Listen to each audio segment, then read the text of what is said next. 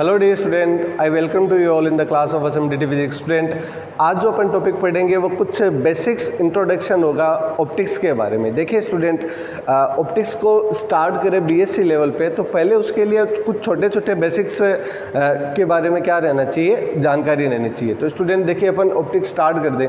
यदि थोड़ा सा भी बेसिक यदि आपका वीक है तो आप वहाँ तक उस कॉन्सेप्ट को अच्छे से नहीं समझ पाओगे। दैट मीन्स थोड़ा बहुत तो भी डाउट चलेगा, ठीक है। तो वो डाउट ना रहे, इसके लिए स्टूडेंट मैं आपके लिए कुछ ये एडवांस में वीडियो बना रहा हूँ ताकि आप इन वीडियो की मदद से आप उन जो ऑप्टिक्स का बेसिक है उसको क्या कर सको, क्लियर कर सको। देखिए स्टूडेंट, ऑप्टिक्स का सबसे यदि मैं बेसिक टॉपिक की बात करूँ तो सबसे जो पहला टॉपिक आता है उसका नाम है परावर्तन। परावर्तन। अब स्टूडेंट इस टॉपिक को आप अच्छे से जानते हो, इसमें अपन बहुत ज़्यादा बात तो नहीं करेंगे बट एक डायग्राम बना लेते हैं छोटा सा, ताकि यहाँ से अपन को क्या हो जाए, परावर्तन क्लियर हो जाए। परिभाषा के अकॉर्डिंग डायग्राम बनाए तो कुछ ऐसे बनता है, कुछ ऐसे बनता है। एरो का शाइन यहाँ पे और एरो का शाइन यहाँ पे। जब कोई प्रकाश किरण एक माध्यम में संचरित होती हुई किसी दूसरे माध्यम के परावर्तक सतह से टकराकर वापिस उसी माध्यम में लौट जाए तो प्रकाश की यह घटना प्रकाश का क्या कहलाती है, परावर्तन कहलाती है। और परावर्तक सतह के परावर्तक सतह के साथ आपने यदि 90 डिग्री के एंगल पे क्या बना दी, एक किरण बना दी, या आपने किसको ड्रॉ कर दिया तो ये क्या बन जाएगा, अभिलंब। ये क्या कहलाता है स्टूडेंट, नॉर्मल। अब आप इन सब बातों को अच्छे से जानते हो तो इस पर अपन ज़्यादा बात नहीं करेंगे। यहाँ पे जो एंगल फॉर्म होता है स्टूडेंट वो आई कहलाता है, यहाँ पे जो एंगल फॉर्म होता है वो आर कहलाता है। तो परावर्तन के बस सिंपली दो नियम है कि आपका नॉर्मल, इंसिडेंट और रिफ्लेक्टिव जो रेज है वो तीनों किस में होने चाहिए, एक ही तल में होने चाहिए। तो देखो स्टूडेंट, आने वाली किरण, परावर्तित होने वाली किरण, अभिलंब, तीनों एक ही तल में है क्योंकि तीनों एक पॉइंट पे क्या कर रहे हैं, मिल रहे हैं, ठीक है। तो ये तीनों एक तल में, पहला नियम। दूसरा नियम ये कहता है सिंपल सा कि आई बराबर क्या होना चाहिए, आर, अर्थात आपतन कोण बराबर होना चाहिए किसके, परावर्तन कोण के। तो ये एक छोटा सा टॉपिक है ऑप्टिक्स का जिसको अपन बोलते हैं परावर्तन। इसके बाद स्टूडेंट अब अपन पढ़ते हैं गोलीय दर्पण। अब अपन क्या पढ़ते हैं, गोलीय दर्पण। तो देखिए स्टूडेंट, गोलीय दर्पण नाम से क्लियर है, एक ऐसा दर्पण जो गोल हो। अब गोल कब होगा, गोल कब होगा, जब वो दर्पण गोले से बनेगा। सिंपल समझा रहा हूँ ना। तो देखिए गोलीय दर्पण क्या होता है कि आप लीजिए, एक गोला लीजिए कांच का, उसको दो भागों में बांट दीजिए। तो इसका एक भाग और दूसरा भाग, तो ये जो भाग कहलाएगा वो क्या होगा, गोलीय दर्पण कहलाएगा। समतल दर्पण पे दर्पण क्या होता है, सीधा होता है। गोलीय दर्पण पे जो दर्पण होगा वैसे लगभग गोलाकार होगा, ऐसे क्या होगा, गोलाकार होगा। अब इसमें भी स्टूडेंट दो टाइप्स होते हैं। यदि मैं मिरर की बात करूं तो इसमें कितने टाइप होते हैं स्टूडेंट, दो टाइप होते हैं। एक होता है कॉन्वेक्स, एक होता है कॉन्वेक्स, ठीक है। और दूसरा होता है स्टूडेंट कॉनकेव, दूसरा होता है कॉनकेव। कॉन्वेक्स को अपन हिंदी में बोलते हैं उत्तल दर्पण और कॉनकेव को अपन बोलते हैं हिंदी में अवतल दर्पण। ये लीजिए स्टूडेंट, ये क्या होते हैं, हमारे पास दो दर्पण होते हैं। अब इन दो दर्पण में डिफरेंस क्या होता है स्टूडेंट, तो ये देखिए एक सिंपल सा डिफरेंस होता है स्टूडेंट इन दर्पण में। ये लीजिए, देखिए इसके बाहर की तरफ पॉलिश की हुई है तो ये जो दर्पण होगा ये होगा अवतल दर्पण। बाहर की तरफ पॉलिश कर दी तो जो दर्पण बनेगा वो क्या कहलाएगा, अवतल दर्पण कहलाएगा। इसमें अंदर की तरफ पॉलिश है तो जो आपका मिरर होगा वो क्या कहलाएगा, उत्तल दर्पण कहलाएगा। इस पर अपन ज़्यादा बात नहीं करेंगे, ये आपने 12th में अच्छे से पढ़ रखा है, ठीक है स्टूडेंट, उत्तल और अवतल दर्पण। फिर भी जो नए बच्चे हैं जिनको सीखना है तो एक बार रिपीट कर देता हूँ। अवतल दर्पण वो होता है कि जिसकी परावर्तक पृष्ठ क्या हो, बाहर की हो, ठीक है। और इसकी जो परावर्तक पृष्ठ क्या है, आंतरिक। कैसे पता चला कि जो परावर्तन हो रहा है अंदर की तरफ तो आ रही है किरण, पर परावर्तन कौन से पृष्ठ से हो रहा है, इस बाहर वाले से, ठीक है। किरण तो आ रही है अब अंदर की तरफ, जो बाहर से, पर जो इसका परावर्तक पृष्ठ है वो कौन सा है, इसका आंतरिक पृष्ठ है। तो ये हो गया स्टूडेंट उत्तल और अवतल दर्पण। अब मैं आपको कुछ सिंपल डेफिनेशन बताता हूँ ताकि उन डेफिनेशन से आपके कुछ पॉइंट क्लियर हो जाएंगे कि फोकस बिंदु क्या होता है, वक्रता केंद्र क्या होता है, ध्रुव क्या होता है। नॉर्मली आप सब जानते हो, बट कुछ स्टूडेंट जैसे मान लीजिए कि मेरे को भी मतलब जैसे कई बार नहीं पता होता है, जब अपन कॉलेज में पढ़ते हैं 12th में कई बार ये अपन को पढ़ने का मौका नहीं मिलता, या अपन प्रेशर में ऑप्टिक्स छोड़ के कोई 12th का कोई और टॉपिक पढ़ लेते हैं तो थोड़ा बहुत कंफ्यूज रहता है। तो अब अपन कुछ सिंपल क्या पढ़ते हैं, डेफिनेशन पढ़ते हैं। तो मैं यहाँ पे हेडिंग डाल रहा हूँ परिभाषाएं। देखिए स्टूडेंट, इसमें परिभाषाओं को पढ़ने से पहले वापस चलते हैं किस पे, गोलीय दर्पण पे। अब गोलीय दर्पण पे क्यों चल रहे हैं, तो देखिए स्टूडेंट, इसको देखो, ये क्या है, गोलाकार दर्पण है। गोलाकार है तो इसकी आकृति किसके समान है, एक सर्कल के समान है, अर्थात वृत्त के समान है। अब वृत्त का क्या होता है स्टूडेंट, एक केंद्र। क्या होता है, एक केंद्र। ये लीजिए, अब इसी को ही अपन क्या बोलते हैं, वक्रता केंद्र। इसी को अपन क्या बोलेंगे, वक्रता केंद्र। परिभाषाएं लिखूंगा नहीं, बट एक समझाने के लिए बस सिंपल। तो देखिए यहाँ पे बन गया, जैसे इस गोले को पूरा ऐसे गोल गोल करके बना दें ऐसे, तो इस गोले का जो केंद्र है वो क्या कहलाएगा, वक्रता केंद्र। ठीक है, फिर अपन बात करें फोकस बिंदु, और फिर अपन बात करें ध्रुव की, और फिर अपन बात करें मुख्य अक्ष की। तो ये जो एक्सिस है ये तो कहलाती है मुख्य अक्ष। क्या कहलाती है, मुख्य अक्ष। ठीक है, और जो जिस गोले का ये कटा हुआ भाग है ना, उस गोले का केंद्र क्या कहलाता है, वक्रता केंद्र। वक्रता केंद्र, सेंटर ऑफ कर्वेचर। ठीक है, उसके बाद ये क्या हो गया, फोकस बिंदु। ये कहलाता है फोकस बिंदु। अब आपके मन में डाउट ये आएगा कि सर ये जो फोकस पॉइंट बनाया है आपने, वो ऐसे इच्छा से ही बनाया है, क्या पता कैसे चलता है कि ये फोकस बिंदु होगा।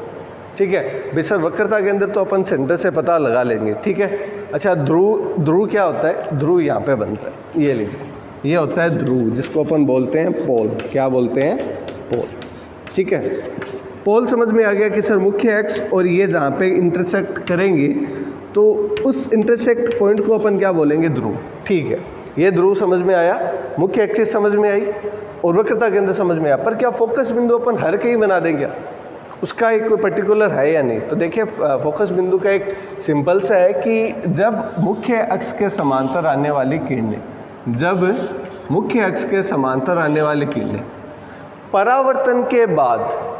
परावर्तन के बाद जिस पॉइंट से गुजरती है वो क्या कहलाता है, फोकस बिंदु कहलाता है। तो देखिए स्टूडेंट, ये किरण यहाँ से गुजर रही है, ये भी यहाँ से गुजरेगी, ये भी यहाँ से गुजरेगी, और ये भी यहाँ से गुजरेगी। अर्थात मुख्य अक्ष के समांतर आने वाली किरणें परावर्तन के बाद जिस बिंदु से गुजरे वह क्या कहलाएगा, फोकस बिंदु कहलाएगा। तो ये स्टूडेंट कुछ क्या हुई, डेफिनेशंस आपके क्लियर हुई। उसके बाद अपन बात करते हैं स्टूडेंट कि जैसे मान लीजिए कि आपको बोले कि फोकस दूरी या द्वारक ये क्या होते हैं। तो फोकस दूरी क्या होगी स्टूडेंट, ध्रुव से, मतलब इस पोल से फोकस बिंदु के बीच की दूरी क्या कहलाएगी, फोकस दूरी कहलाएगी। वापिस, ध्रुव से फोकस बिंदु के बीच की दूरी क्या कहलाएगी, फोकस दूरी। अब आप इसको डेफिनेशन में मत लेना, रटना नहीं है, पर जब अपन आगे पढ़ेंगे तो अपन कुछ फॉर्मूले में अप्लाई करेंगे, फोकस दूरी निकालो। अब आपको पता हो कि कहाँ से नापना है, तभी तो आप पता कर पाओगे। जैसे मान लीजिए कि यहाँ पे मैंने एफ लिख दिया, अब आपके मन में डाउट है कि सर एफ तो लिख दिया, लेकिन नापना कहाँ से, तो ध्रुव से फोकस बिंदु के बीच की दूरी क्या कहलाएगी, फोकस दूरी कहलाएगी। आप ये ज़्यादातर स्टूडेंट ये सारी बातें जानते हैं। ठीक है, उसके बाद अपन बात करें आगे, द्वारक। ठीक है, द्वारक क्या होता है स्टूडेंट, ये देखिए, द्वारक कुछ नहीं होता स्टूडेंट, जो ये आपने दर्पण बनाया है ना, उसका ये चाप ही क्या कहलाता है, द्वारक, AOB। तो ये इसकी जो मतलब आप बोल सकते हो कि दूरी बोल सकते हो, या इसकी लंबाई है, ये क्या, या चाप बोल दो सिंपल सा कि चाप AOB क्या कहलाता है, द्वारक कहलाता है। ठीक है स्टूडेंट, तो द्वारक के बाद कुछ परिभाषाएं होगी, फोकस दूरी होगी, वक्रता त्रिज्या आप समझ गए। उसके बाद अपन बात करते हैं स्टूडेंट चिन्ह परिपाटी। एक छोटा सा टॉपिक पढ़ लेते हैं, चिन्ह परिपाटी। ये इंपॉर्टेंट है, मतलब आगे के लिए बात करें तो ये आपके लिए बहुत क्या होगा, हेल्पफुल होगा। तो आज एक छोटा सा टॉपिक और पढ़ लेते हैं जिसका नाम है चिन्ह परिपाटी। देखिए चिन्ह परिपाटी आगे काम आएगा जब आप न्यूमेरिकल सोल्व करोगे। कुछ ऑप्टिक्स में कई जगह प्रॉब्लम भी है, हमारी जो किताब है उसमें प्रॉब्लम बस चिन्ह परिपाटी से ही है। देखना कैसे स्टूडेंट, बात अपन करते हैं चिन्ह परिपाटी। ये लास्ट टॉपिक पढ़ लेते हैं आज अपन, चिन्ह परिपाटी। चिन्ह परिपाटी का बस इतना सा मतलब होता है स्टूडेंट कि प्लस कब लेना है, माइनस कब लेना है, और दूरी माप रहे हैं तो दूरी को धनात्मक कब लेंगे, ऋणात्मक कब लेंगे, बस इतना सा मतलब होता है किसका, चिन्ह परिपाटी का। तो देखिए स्टूडेंट, चिन्ह परिपाटी के लिए मैं आपको बस एक छोटी सी ट्रिक बोल दो या छोटा सा फॉर्मूला बता रहा हूँ, बस कहानी खत्म। दो छोटे से फॉर्मूले बताऊंगा, उससे आप कभी भी, चाहे वो लेंसेज हो चाहे वो दर्पण हो, उनकी आप चिन्ह परिपाटी के लिए चिन्ह आसानी से दे सकते हैं। तो सबसे पहले अपन बात करें स्टूडेंट छोटी सी, ये लीजिए मैं आपके लिए ये बना देता हूँ, y डैश, x डैश, ये क्या हो गया स्टूडेंट, मूल बिंदु। ठीक है, अब देखिए स्टूडेंट, एक बात लिख रहा हूँ कि आपतित प्रकाश की दिशा में दूरियां क्या लोगे, धनात्मक, मतलब दूरी लोगे धनात्मक कब, जब आप माप रहे हो आपतित प्रकाश की दिशा में। ब्रैकेट में लिख रहा हूँ प्रकाश की दिशा, ब्रैकेट में लिख देता हूँ स्टूडेंट प्रकाश की दिशा।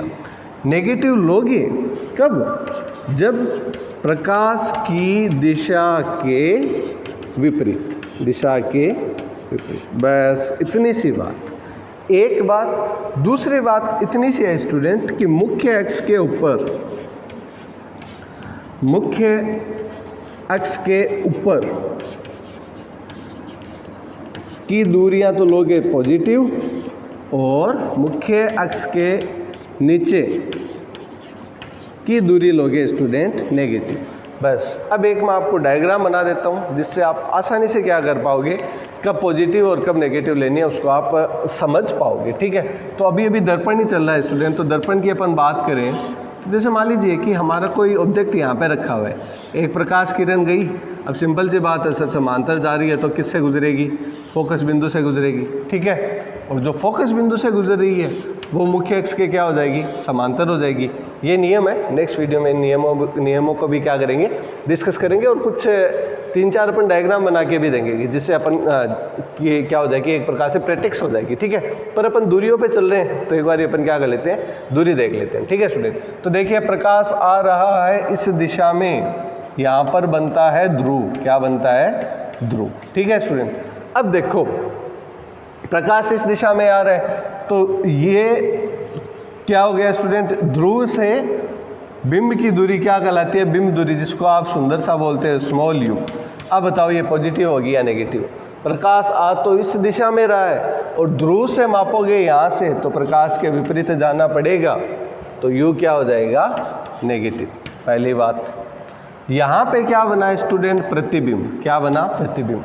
इसकी ऊंचाई h मान लो, इसकी ऊंचाई h डैश मान लो, तो मुख्य अक्ष के ऊपर धनात्मक तथा मुख्य अक्ष के नीचे ऋणात्मक, दैट मीन्स h तो क्या होगा, पॉजिटिव, और h डैश क्या होगा, नेगेटिव।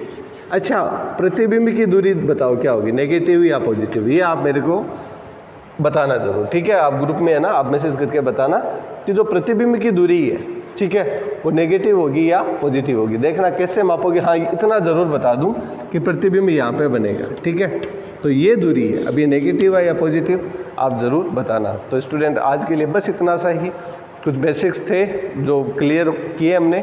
नेक्स्ट वीडियो को ऐसे ही अपन क्या करेंगे, कंटिन्यूस रखेंगे जब तक हमारा बेसिक मजबूत नहीं होता। तो स्टूडेंट कोई भी काम हो, एक टीचर के साथ साथ स्टूडेंट का भी मतलब रोल होना बहुत ज़रूरी है। मैं यहाँ पे कितनी भी मेहनत कर लो, यदि आप घर जाके नहीं पढ़ोगे, इसके नोट्स नहीं बनाओगे, इनको रिवाइज़ नहीं करोगे तो वीडियो का कोई मतलब नहीं है। तो मेरे साथ साथ आप थोड़ी बहुत क्या करते रहिए, मेहनत करते रहिए। तो मिलते हैं स्टूडेंट नेक्स्ट वीडियो में, तब तक के लिए धन्यवाद।